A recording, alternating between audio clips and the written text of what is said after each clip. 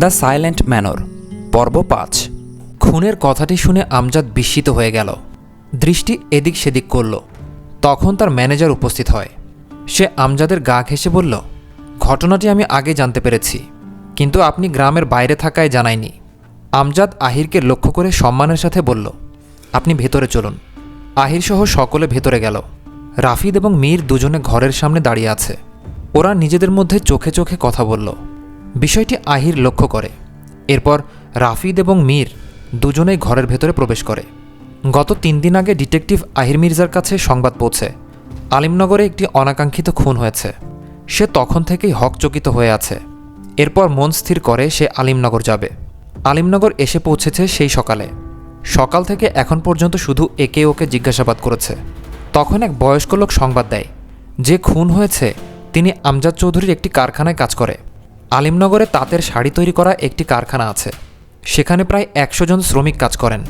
মহিলারা আছে বেশ কজন, যাদের দায়িত্ব নেওয়ার মতো কেউ নেই, না বাপ, না স্বামী, না ছেলে সন্তান। সেই সূত্র ধরে আহির মির্জা তদন্ত করার জন্য জমিদার বাড়িতে উপস্থিত হয়। বৈঠকখানায় বসে আছে পুরুষেরা, আমজাদ, থমাস, আমজাদের ম্যানেজার আবুল কালাম, তার সাথে মীর এবং রাফিদ। সোফার অপর প্রান্তে আহির মির্জা, পেছনে তার সহকারী দাঁড়ানো। বুলবুল এসে চা রাখল মাঝের টেবিলে। আহির তখন মাথা থেকে ফেডোরা খুলে ফেলল। এরপর শান্ত মস্তিষ্কে আমজাদ চৌধুরীর দিকে তাকিয়ে বলল, মিস্টার চৌধুরী, শ্রমিক মিলন আপনার কারখানায় কতদিন যাবৎ কাজ করছিল? এই প্রায় ৬ বছর। ৬ বছরে আপনি তাকে কখনো দেখেছেন কারোর সাথে ঝগড়াঝাটি করতে, অথবা তার কোনো শত্রুতা আছে কিনা কারোর সাথে? পায়ের উপর পা তুলে বসে আহির। আমজাদ ভেবে জবাব দিল, আমার জানা মতে নেই। আর ও তো খুব ভালো মানুষ ছিল। আমি তো ব্যবসার কাজে থাইল্যান্ডে ছিলাম দীর্ঘ বছর। তাহলে আপনার কারখানাকে সামলাতো? আমজাদ ঘুরে রাফিদের দিকে দেখল। আমার ছেলে এবং ম্যানেজার, বাকি দেখভালের জন্য অনুচারীগণ আছে। এরপর আমজাদ নাকের এবং কপালের বিন্দু বিন্দু ঘাম মুছে। আহির কয়েক সেকেন্ড নীরব রইল। এরপর টেবিল থেকে চাটা হাতে তুলে নিল। চায়ে চুমুক দিয়ে বলল, কোনো প্রশ্নের জবাবে যখন কেউ মিথ্যা বলে তখন তার নাকে ঘাম জমে। কি বলতে চাইছেন আপনি? রাফিদ উৎকণ্ঠিত হলো। আমজাদ হাতের ইশারা করে চুপ করতে বলল রাফিদকে। আহির চায়ের কাপ টেবিলে রেখে দেয়। তুমি নিশ্চয়ই রাফিদ, যুবক বয়স, তাজা রক্ত। আমার আর তোমার বয়স একই হয়ে থাকবে। রাফিদ কিছু বলল না। আহির পুনরায় জিজ্ঞেস করল, বোনকে নিশ্চয়ই খুব ভালোবাসো? বিচক্ষণ প্রশ্ন আহিরের। রাফিদ একবার মীরের দিকে দেখে বলল, বোনকে তার ভাই ভালোবাসবে এটাই স্বাভাবিক, কিন্তু আমার বোন আছে সেটা আপনি কিভাবে জানলেন? আহির এবার হেসে উঠল সশব্দে। তার হাসি দেখে সবাই স্তম্ভিত হলো। জয়ন্তন দোতলা রেলিং ধরে দাঁড়িয়ে আছে। সে শুনছে তাদের কথোপকথন। তার পাশে ঠিক কয়েক হাত দূরে মায়াও রেলিং ধরে দাঁড়িয়ে আছে। সেও শুনছে ডিটেকটিভ আহিরের সাথে সবার কথোপকথন। জয়ন্তন ঘুরে মায়ার দিকে দেখল। মায়াও তার দিকে তাকিয়ে চোখে চোখ মেলালো। আহির হাসি থামায়। হাসলেন কেন? মীর প্রশ্ন করল। আমি এখানে এসেছি তদন্ত করার জন্য, কিন্তু তার মানে এই নয় যে আমি কিছু জানি না। আপনাদের সমস্ত তথ্য আমার কাছে আছে। থেমে গেল আহির। ততক্ষণে সকলে একে অপরের সাথে চাওয়াচাওয়ি করল। আহির আবার বলল, পূর্বে জমিদার বংশের অনেক ঘটনা শুনেছি। তা থেকে বুঝতে পারলাম জমিদার বংশের অনেক সংস্কারের বাইরে গেলে এর পরিণতি ভালো হয় না। যাকগে, সেসব দিয়ে আমি কি করব? আচ্ছা রাফিদ, তোমার কি মনে হয় কে বা কারা শ্রমিক মিলনকে হত্যা করেছে? রাফিদ কিছুটা অপ্রতিভ হয়ে জবাব দিল, তা আমি কিভাবে জানব? আর কারা এরকম করতে পারে আমার তা ধারণার বাইরে, বলা মুশকিল। আহির একটু হেয়ালিপূর্ণভাবে বলল, কি মুশকিল? প্রশ্নের জবাব মেলাতেই তো আমি এসেছি। আমজাদ একটু ভেবে বলল, আপনার তদন্ত করতে কতদিন সময় লাগবে? যতদিন না সত্যটা উন্মোচন করতে পারবো। সোজা সাপটা জবাব যেন আহিরের। আমজাদ বলল, যতদিন না আপনার তদন্ত উদ্ঘাটন না হয় ততদিন পর্যন্ত আপনি এখানে থাকবেন। আমজাদ থেমে বুলবুলকে লক্ষ্য করে বলল, বুলবুল, ওনাদের জিনিসপত্রগুলো অতিথি ঘরে দিয়ে আয়। এরপর আহিরের দিকে তাকিয়ে বলল, আর কিছু জানার আছে? এই মুহূর্তে বিশ্রাম দরকার। যদি মস্তিষ্কে বেশি চাপ পড়ে তবে ধারণ ক্ষমতা লোপ পাবে। আমার সময় মতো যখন তখন জিজ্ঞেস করে নেব যা জানার বাকি।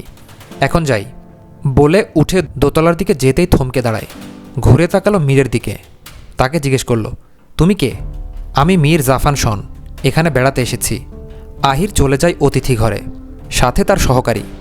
মীরকে প্রশ্ন করার বিষয়টি থমাসের ভালো লাগেনি। সে কোনোভাবেই চান না তার ছেলে বিনা কারণে হয়রানির শিকার হোক। থমাস আমজাদকে ভরসা দিয়ে বলল, চিন্তা করিস না এসব নিয়ে। খুনটা কে বা কারা করলো তা তদন্ত করলে বিষয়টি পরিষ্কার হয়ে যাবে। তুমি তো জানো থমাস, আমি আমার শ্রমিকদের ভালোবাসি। ওর প্রাণটা চলে গেল, তার উপর আমার কারখানা। না জানি দুর্নাম ছড়িয়ে পড়ে কিনা। এরকম কিছুই হবে না, সাহস রাখো। আহির খুব বুদ্ধিমান, সে ঠিকই সব রহস্য উন্মোচন করবে। তাই যেন হয়। দিন ফুরিয়ে একটা সুন্দর বিকেলের আগমন ঘটল। আকাশে তখন হালকা কমলা রঙের আভা, যেন সূর্য বিদায়ের আগে পৃথিবীকে শেষবার ছুঁয়ে দিতে চায়। চারদিক জুড়ে মৃদু হাওয়া, পাতার মর্মর শব্দে মন ভরে যায়। দূরে কোনো নাম না জানা পাখি ডাকছে টানা সুরে, যেন দিনের শেষে সেও ঘরে ফিরছে। দূরে দূরে গাছের নিচে শিশুরা হাসি চিৎকারে দৌড়ঝাঁপ করছে। মাঠের ধারে কয়েকজন কৃষক ক্লান্ত শরীর নিয়ে বসে বিশ্রাম নিচ্ছে। কারোর হাতে চায়ের কাপ, কারোর চোখে তৃপ্তি। পুকুরের জলে সূর্যের শেষ আলো ঝলমল করছে। জলটা যেন সোনায় মিশে গেছে। বাতাসে এক ধরনের শান্তি, মাটির গন্ধে এক অদ্ভুত প্রশান্তি।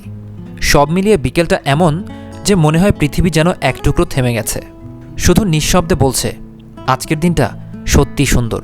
কিন্তু মায়ার ফের বলতে ইচ্ছে করছে, না, দিনটা সুন্দর নয়, বরং নিজেকে বিষিয়ে তোলার মতো একটি দিন।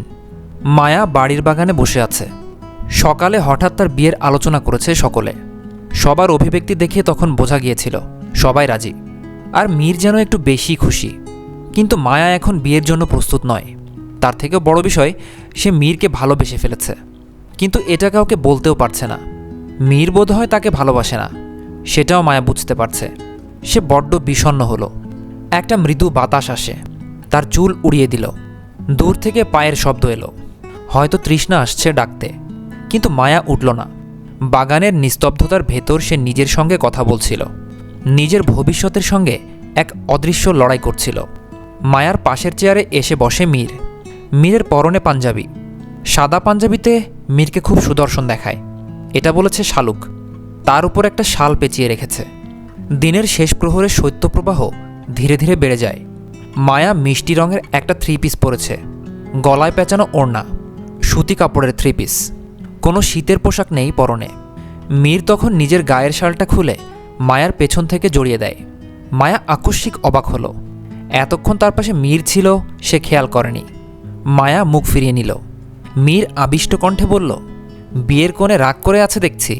বিয়ের কোণেকে সবসময় হাসি খুশি থাকতে হয়। আমার বিয়ে নিয়ে আপনার ভাবতে হবে না। তা কি করে হয়? আমার তোমার বিয়ে নিয়ে অনেক শখ আছে। গ্রামের বিয়ে কখনো সচক্ষে দেখিনি, কিন্তু এখন আমি ঘনিষ্ঠ আত্মীয়ার বিয়ে দেখব। অনেক আনন্দ হবে, কি বলো তুমি? মায়া মীরের দিকে তাকিয়ে বলল, সত্যি খুব আনন্দ হবে। মীর মায়ার চোখের দিকে তাকায়, তার চোখে জল। মীর কিঞ্চিত অবাক হয়ে বলল, তুমি কাঁদছো কেন? তুমি কি বিয়েতে রাজি না? আর আমরা তো তোমার বিয়ে এখনই দিচ্ছি না। তোমার পছন্দের কেউ থাকলে বলতে পারো, বলো আছে কি? মীরের এরূপ প্রশ্নে মায়া নিশ্চিত হলো মীরের মনে তার কোনো স্থান নেই। তৃষ্ণা ঠিকই বলেছে, বিদেশি ছেলে ফিরে আবার বিদেশেই চলে যাবে। হয়তো এর মনেও কোনো না কোনো বিদেশিনীর বসবাস। মায়া দৃষ্টি সরিয়ে ফেলল, বলল, অবশ্যই আমি বিয়েতে খুশি। বাবা যে ছেলেকে পছন্দ করবে আমি তাকেই বিয়ে করব। বলে বাগান থেকে ঘরের ভেতরে চলে যায়। মীর মায়ার যাওয়ার পানে দেখে বলল, মেয়েদের আর কিছু থাক না থাক, রাগ থাকবেই। আর এদের রাগের কখনো কখনো ব্যাখ্যাও হয় না।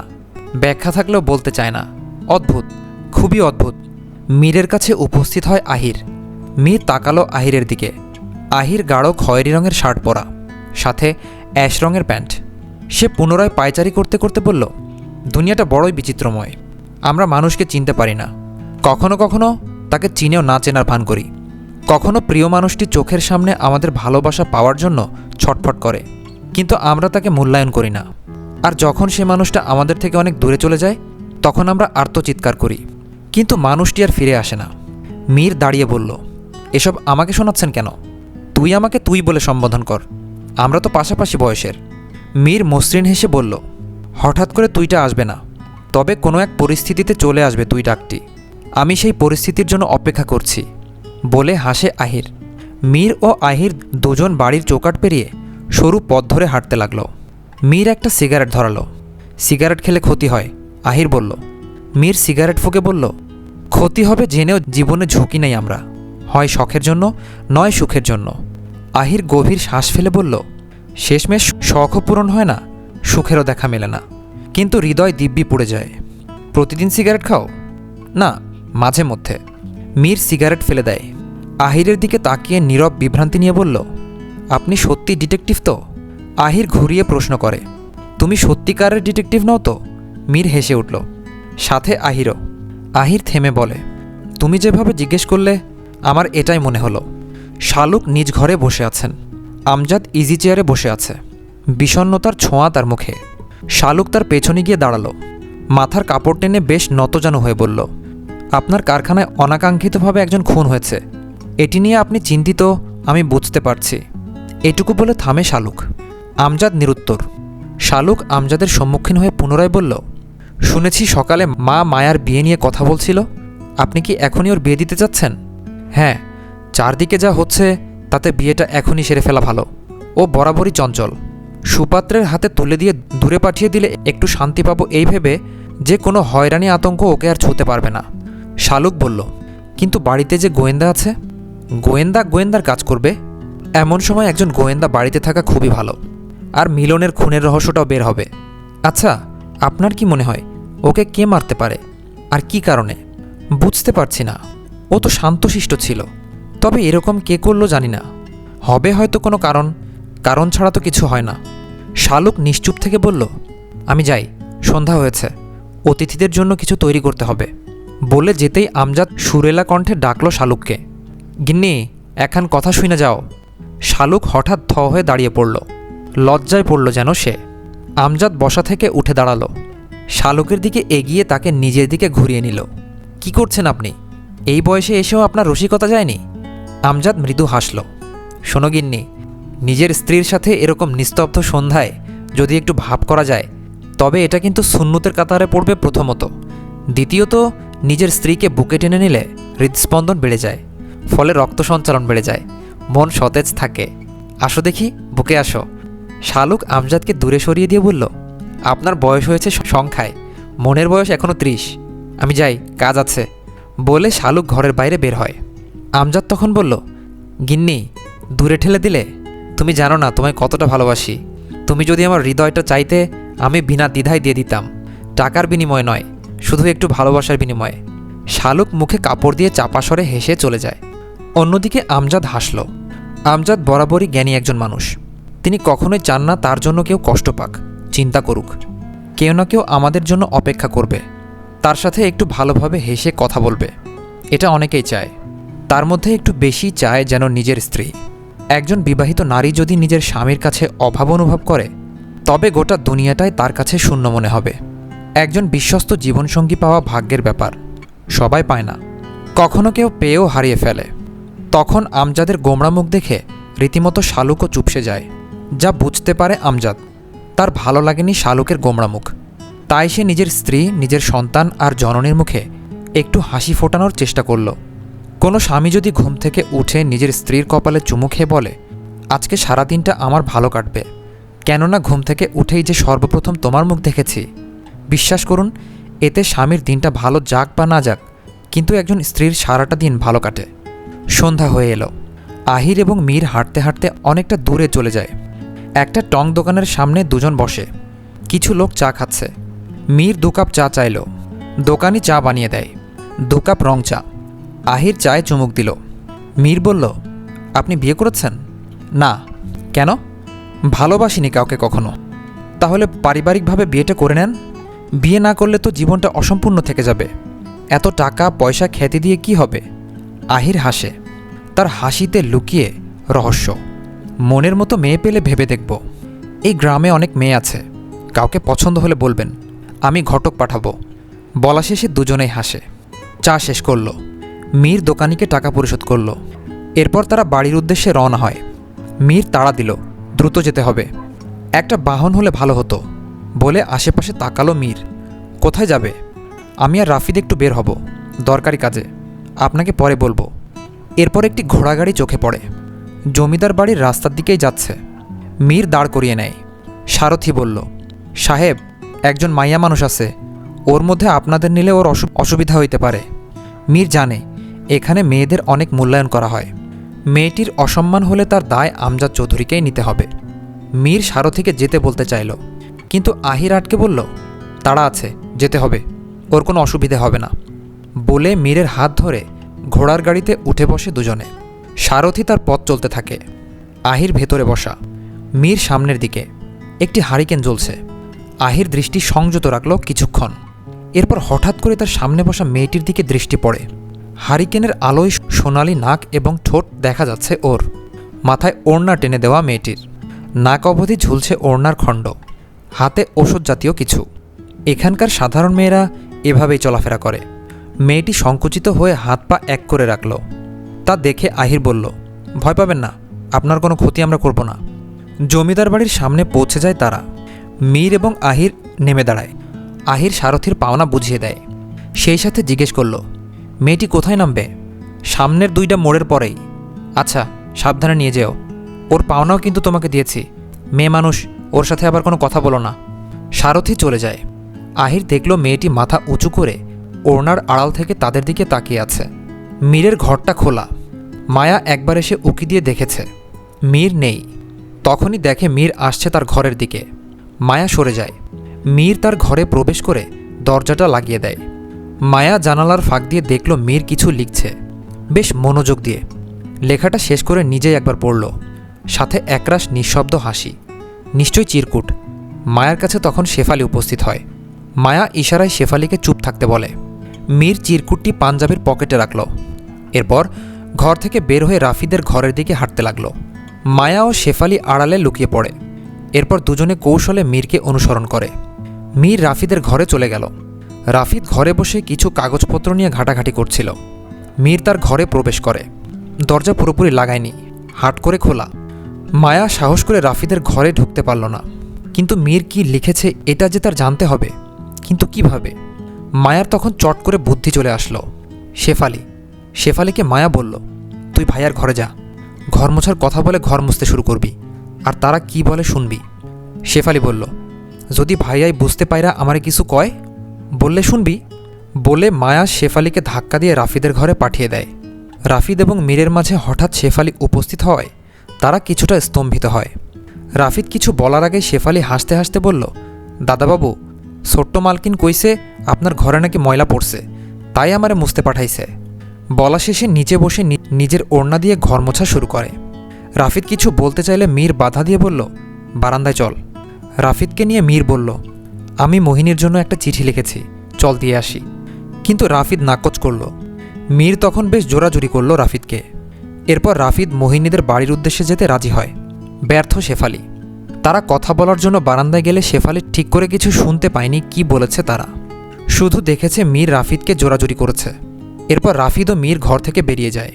শেফালি মায়ার কাছে উপস্থিত হয়। মায়া বেশ উদ্বিগ্ন হয়ে বলল, কি বলেছে তারা? আমি যাওয়াতে ওনারা বারান্দায় গেছে কথা কইতে, আমি ঠিকমতো কিছুই শুনি নাই। তবে এইটা বুঝতে পারছি, ওই মীর বাবু রাফিদ বাবুরে নিয়ে অনেক জোরাজুরি করছে। মায়া এমন কথা শুনে বলল, চল আজ ওদের পিছু নেব, দেখব ওরা কোথায় যায়। কিন্তু বাড়ির কেউ যদি টের পায়, কেউ কিছু বুঝতে পারবে না, চল। ঘরের বাইরে গাড়ি রাখা। আজ আর অশ্ব নিয়ে তারা বের হয়নি, গাড়ি নিয়ে বের হয়। মীর ড্রাইভিং সিটে, রাফিদ পাশে। তারা বাড়ির চৌকাঠ পেরিয়ে চলে যায়। তাদের পিছু নেয় মায়া ও শেফালি। তারা অশ্ব নিয়ে বের হয়। শেফালি প্রথমবার অশ্বের পিঠে চেপেছে, খুব ভয় পায় সে, কিন্তু মায়া খুব জোর করল। এরপর তারাও চলে যায় বাড়ির চৌকাঠ পেরিয়ে। বিষয়টি লক্ষ্য করে আহির মির্জা। বাড়ির সামনে বসা ছিল সে, সিগারেট টানছিল। যত দ্রুত সম্ভব মিলনের কেসটি সমাধান করতে হবে, এরপর শহরে ফিরতে হবে তার। কিন্তু কেসটি তার কাছে একটু জটিল মনে হলো অন্যান্য কেসের তুলনায়। মিলনের হত্যাকাণ্ডের বিষয়টি ঘিরে এখন পর্যন্ত সে জমিদার বাড়ির লোকদেরই সন্দেহ করছে, কিন্তু কতটুকু তার সন্দেহ সঠিক তা জানতে হবে। সিগারেট ফেলে দেয়। এরপর তার গাড়ি নিয়ে বের হয় রাফিদ এবং মীরকে অনুসরণ করার জন্য। তখন মীর বলেছে একটা দরকারি কাজ আছে, কিন্তু কি জিজ্ঞেস করলে উত্তর মেলেনি। আহিরের সন্দেহ হয় আব্দুল মোতালেব হোসেন আজ বাড়িতে নেই, শহরে গেছেন কাজের জন্য। যাওয়ার আগে বারবার মোহিনীকে বলে গেছেন, যতদিন আমি না ফিরব ততদিন ঘরের বাইরে বের হবে না, কুঠুরি পর্যন্ত যাবে না। এখন ঘরে শুধু মোহিনীর মা। মোহিনী কথা শোনেনি তার বাবার। তার কাছে মেয়েরা নাচ শিখতে এসেছে, সে তালে তাল মিলিয়ে ওদের নাচ শেখাচ্ছে। চারপাশে মোমবাতি জ্বালিয়ে রাখা, সেই আলো ধরেই ওরা নাচছে। ঘুঙুরের শব্দ ভেসে আসছে মীরের কানে। ছোট্ট কুঠুরির পাশে কিছু ফল ও ফুলের গাছ। আব্দুল মোতালেব নিজের হাতে বাগানটি করেছেন। তিনি সবসময় বলতেন, বৃক্ষের মতো আপন কেউ হয় না। বৃক্ষ আমাদের ফল দেয়, ছায়া দেয়, অক্সিজেন দেয়। বাগানের ভেতরে দাঁড়িয়ে আছে মীর ও রাফিদ। রাফিদ এখনও বারবার বলছে, চিঠিটা ওকে দিস না, কিন্তু মীর শুনছে না। সে উক্ত সময়ের অপেক্ষা করছে, কখন দেবে। তাদের থেকে কয়েক হাত দূরে মায়া ও শেফালি। আহিরও তাদের লক্ষ্য করছে। বেশ কিছুক্ষণ অপেক্ষা করার পর কুঠুরির মেয়েদের নাচ শেষ হয়। মীর তখন কোনো দিকে না তাকিয়ে সোজা কুঠুরির ভেতরে প্রবেশ করে। মোহিনী হাঁটু ভাঁজ করে বসে পা থেকে ঘুঙুর খুলছিল। তখনই তার সামনে একজোড়া পা উপস্থিত হয়, বাদামি রঙের চামড়ার স্লিপার জুতো পায়ে। মোহিনী কিছুটা আকস্মিক হকচকিয়ে গেল। এরপর ধীরে ধীরে বসা ছেড়ে উঠে দাঁড়ালো মীরকে দেখে। অন্যদিকে রাফিদ চারপাশ দেখছিল। কেউ যদি দেখে ফেলে, যদি এরকম ঘটনা কেউ জেনে যায়, তবে নির্ঘাত বড় ধরনের ঝামেলা হবে। জমিদার বাড়ির ছেলেদের দুর্নাম হবে। বেশ উসখুস হলো রাফিদ। তার পেছনে মায়া পাতার আড়াল থেকে মীরকে লক্ষ্য করছে। মোহিনী ভয়ে ভয়ে বলল, আপনি কে, আর এই রাতে আমাদের কুঠুরিতে কেন? গ্রামের কেউ দেখে ফেললে মহাবিপদে পড়তে হবে, চলে যান। মীর বলল, থাকতে আসিনি, চলে যেতে এসেছি। শুধু তোমাকে একটা জিনিস দিতে এসেছি। বলে পাঞ্জাবির পকেট থেকে চিঠিটা মোহিনীর দিকে এগিয়ে দিয়ে বলল, আমি জবাবের অপেক্ষা করব। তুমি ভেবেচিন্তে তোমার মতামত জানিও। আজ রাতটাই তোমার সময়। যদি তোমার উত্তর সহনীয় হয়, তবে আগামীকাল সন্ধ্যায় দিঘির পাড়ে এসো। মোহিনী একবার ঢোক গিলল, সতর্কতার সাথে এদিক ওদিক তাকালো। এরপর চিঠিটা হাত থেকে নিল। মীর মৃদু হেসে চলে যায়। মোহিনীর থেকে নাচ শিখতে আসা একজন মেয়ে বলল, তোমার রাজকপাল, জমিদার বাড়ির ছেলের বউ হবে, এই সুযোগ হাতছাড়া করো না। পরদিন সকালবেলা চারদিক জুড়ে নিস্তব্ধতা, কুয়াশা আর এক অদ্ভুত শীতল হাওয়া। আলিমনগর, এই গ্রামের নামের মধ্যেই যেন লুকিয়ে আছে কোনো পুরনো রহস্যের ছায়া। আহিরের ধারণা, কয়েকদিন আগেই এখানে ঘটেছিল এক অমানবিক হত্যাকাণ্ড। মৃত ব্যক্তির নাম মিলন, নম্র শান্ত স্বভাবের মানুষ। গ্রামে কেউ তার সম্পর্কে খারাপ কিছু বলেনি কখনো। তাহলে মারল কে? আহির বিমোহিত। কিন্তু 5 দিন আগে সকালে মিলনের নিথর দেহ পাওয়া যায় কারখানার পেছনের গুদামে। চারপাশে ছড়িয়ে থাকা তুলোর গুঁড়া, ভাঙা টেবিল আর রক্তর ছোপে ঢাকা মেঝে যেন চিৎকার করে কিছু বলতে চাইছিল। কারখানার ম্যানেজার আমজাদ চৌধুরীর ঘনিষ্ঠ আবুল কালাম, সে পুলিশকে জানিয়ে প্রথমেই নিজের নির্দোষিতা দাবি করেন। আমি কিছুই জানি না ডিটেকটিভ সাহেব, শান্ত কণ্ঠে বলেছিল সে। ও ছেলেটা সবার প্রিয় ছিল, আমারও। আবুল কালাম প্রথম দিনই আহির মির্জার সাথে কথা বলে। আমজাদ চৌধুরী শুধু শান্ত থেকে জবাব দিয়েছিল গতকাল। কিন্তু ডিটেকটিভ আহির মির্জা জানে, যখন কেউ অতিরিক্ত শান্তভাবে কথা বলে, তখন তার ভেতরে লুকিয়ে থাকে কিছু না কিছু। আজ সকালেই আহির মির্জা বেরিয়েছেন গ্রামের লোকজনের সঙ্গে কথা বলতে। পশ্চিমপাড়া, মিলনের বাড়ি, চায়ের দোকান, সবখানে যাচ্ছে সে। প্রত্যেকের চোখে তিনি খুঁজছেন ভয়, দ্বিধা কিংবা সত্যের ঝিলিক। আহির তার গাড়ি নিয়ে কাপড়ের কারখানার কাছে একটা চায়ের দোকানে উপস্থিত হয়। গাড়ি থেকে নেমে চারদিকে তাকালো। সাথে তার সহকারী। চায়ের দোকানে এসে চা চাইল। দোকানি এক বৃদ্ধ। চা বানিয়ে দিল দোকানি। আহির হাতে নিল। এরপর দোকানিকে জিজ্ঞেস করল, আচ্ছা চাচা, জমিদারের কাপড়ের কারখানায় শ্রমিক মিলন যে খুন হলো, এই ব্যাপারে আপনি কিছু বলতে পারবেন? দোকানদার ধীরে বলল, বাবু, মিলন ভালো মানুষ ছিল, কিন্তু শেষ কদিন ও কই যায় তো কেডা জানে। চুপচাপ ছিল, যেন কিছু ভাবত। আর কইতো, চাচা, যদি ময়রা টয়রা যায় তবে দাবি রাখো না। আগেই যেন মৃত্যু সংবাদ পাইছিল। দোকানি দুঃখ প্রকাশ করে। আহির মির্জা চুপ করে থাকল। তার চোখ স্থির। দূরে কোথাও যেন তিনি একটা সূত্র দেখতে পাচ্ছেন। সম্ভবত এই গ্রামেই নিস্তব্ধতার ভেতরেই লুকিয়ে আছে সেই উত্তর। কে বা কারা চেয়েছিল মিলনের খুন? কি কারণ হতে পারে? ও আগেই কেন মৃত্যুর কথা বলেছে? আহিরের ভাবনা ভাঙানোর জন্য তার সহকারী বলল, স্যার, গতকাল রাতে আপনি মীর রাফিদকে সন্দেহ করে তাদের পিছু নিয়েছিলেন, কিছু পেয়েছিলেন? আহির চায়ের কাপ রেখে বলল, মেয়েলি কেস, ওসব নিয়ে ভাবার সময় নেই। আজ সূর্য ওঠেনি, কুয়াশায় ঘেরা চারপাশ। গতকাল রাতে গুরুত্বপূর্ণ কাজ করছিল যেন মীর, চিঠি সঠিক জায়গায় পৌঁছানোর কাজ। রাতে সময় মতো ঘুমাতে পারেনি, এখনও বেঘরে ঘুমাচ্ছে। রাফিদ সকাল সকাল উঠে আমজাদ এবং থমাসের সাথে মিলনদের বাড়ি গিয়েছে। মীরকে ডেকেছিল, যায়নি। তখন তাকে ডাকতে হাজির হয় বুলবুল। বুলবুল পরপর কয়েকবার ডাকার পর মীরের ঘুম ভাঙে। জ্বালাচ্ছিস কেন? যা এখান থেকে। আপনি পড়ে ঘুমান, ওদিকে অঘটন ঘটে গেছে। বলতে মীর লাফিয়ে উঠে বসল। কি হয়েছে? তখন বুলবুল হেসে হেসে মীরের পা টেপা শুরু করে এবং বলল, এটা না বললে তো আপনি ঘুম থেকে উঠতেন না। তুই আমার পেছনে কেন পড়ে আছিস? মীর হামি তুলল। আমি আপনার পেছনে পড়ে নাই তো। আমায় মালকিন বলছে সবার খেয়াল রাখতে, তাই খেয়াল রাখছি। আরে মদন, খেয়াল রাখতে বলছে, কাউকে লুকিয়ে লুকিয়ে অনুসরণ করতে বলেনি। বুলবুল মুখটা অন্ধকার করে ফেলল। ও মীরকে অনুসরণ করেছে, লুকিয়ে কথা শুনেছে, তা মীর জেনে গেল কিভাবে? মীর একটা সিগারেট ধরিয়ে ফুঁকে, আচ্ছা তোর মায়া আপামনি কি ঘুম থেকে উঠেছে? সংবাদটা দিমু, তার আগে আমার একটা জিনিস চাই। কি চাই তোর আবার? টাকা। তুই টাকা দিয়ে কি করবি? মানুষের কতই তো শখ থাকে। আমার শখ আমি শহরে ঘুরতে যাবো, তাই টাকা জমাই। মীর মানিব্যাগ থেকে টাকা বের করতে করতে বলল, টাকা দরকার বললেই হয়। বুলবুল টাকা হাতে পেয়ে বলল, গতকাল রাত থেকে মায়া আপামনির শরীরে জ্বর। মীর তীক্ষ্ণ কণ্ঠে বলল, কি কি বলছিস? আমায় আগে বলবি না কেন? আগে বললে আপনি জ্বর বুঝি আসতে দিতেন না? বুলবুলের বোকার মতো কথা শুনে মীর বিড়বিড় করে বলল, গাধা একটা। বলেই দ্রুতই মায়ার ঘরের দিকে ছুটে যায় মীর। মায়া শয্যাশায়ী, গায়ে কম্বল জড়ানো। শেফালি পাশে বসে আছে। শালুক এবং জয়ন্তন পাশেই বসা। শালুক তার মাথায় জ্বর কমানোর জন্য ঠান্ডা পট্টি দিচ্ছে। পাশের টেবিলে গরম দুধ রাখা। মীর ঘরের ভেতরে প্রবেশ করে। মীরকে দেখে শেফালি বসা ছেড়ে উঠে দাঁড়িয়ে যায়। জয়ন্তন ভ্রুকুঞ্চিত করে তাকালো। শালুক মীরকে দেখে বলল, দেখ, হঠাৎ করে মেয়েটা জ্বর বাঁধিয়েছে। পই পই করে বলেছি, ঠান্ডায় বাহিরে ঘোরাঘুরি করবি না। কে শোনে কার কথা? ওকে কিছু খাইয়েছ? মীর বলল, সেই কখন দুধ এনে রেখেছি, বলে ইচ্ছে করে না খেতে। মীর তাৎক্ষণিক কিছু ভেবে বলল, ছোটো মা, দাদি তোমাকে ডাকছে নিচে, একজন লোক এসেছে। শালুক বলল, শেফালি তুই দেখ ওকে খাওয়াতে পারিস কিনা। চলুন মা, দেখি কে এসেছে। বলে ঘর থেকে শালুক চলে যায়। কিন্তু জয়ন্তন গেল না। সে ঘরের বাইরে ঘাপটি মেরে দাঁড়িয়ে রইল। মীর মায়ের পাশে ঘেঁষে বসে। মায়া অন্যদিকে মুখ ঘুরিয়ে নেয়। মীর বলল, উঠে বসো। আমি উঠতে পারবো না, শরীর ব্যথা। তখন মীর শেফালিকে লক্ষ্য করে বলল, এই, ওকে উঠিয়ে বসা। আপনার কথা আমি শুনতে বাধ্য নাকি? মায়ার প্রশ্ন। কথা কম বলো। পুনরায় শেফালিকে বলল, তোকে কি বলেছি কানে যায়নি? শেফালি তখন মায়াকে উঠিয়ে বসায়। এরপর মীর দুধের গ্লাসটা মায়ার দিকে এগিয়ে দিল। মায়া নাকচ করল। মীর শান্তভাবে খেতে বলল। মায়া এবারও মুখ ঘুরিয়ে নেয়। কেন সে মীরের কথা শুনবে? গতকাল মীর মাস্টারের মেয়েকে প্রেমপত্র দিয়েছে, যা মায়া স্বচক্ষে দেখেছে। এরপর আর মীরের সাথে তার কথা বলার ইচ্ছে নেই। মায়া দুধ খেতে চাইল না বলে মীর জোর করে খাইয়ে দিল।